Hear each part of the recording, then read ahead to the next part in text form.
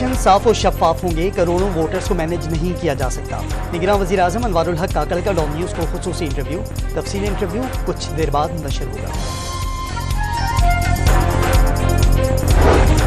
आम इंतखाबात से कबल वज़ारत ख़ज़ाना मुतहरिक, हुकूमती इदारों से अहम मालियाती इख्तियारात वापस ले लिए। मंजूरी के बगैर बजट अखराजात में रद्दोबदल पर पाबंदी।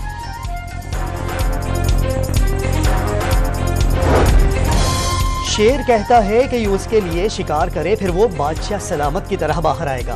बिलावल भुट्टो के नून लीग पर वार, मंशूर पेश न करने का भी तंज।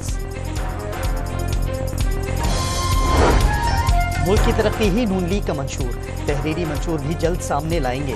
मरियम नवाज का लाहौर में जलसे से खिताब, 8 फरवरी को शेर पर मोहर लगाने की अपील। और पाकिस्तान में शहरियों की टारगेट किलिंग में भारत के मुलव्विस होने का इंकशाफ। शाहिद लतीफ और मोहम्मद रियाज के कातिल गिरफ्तार, सेक्रेटरी खारजा साइरस सज्जाद ने सबूत पेश कर दिए।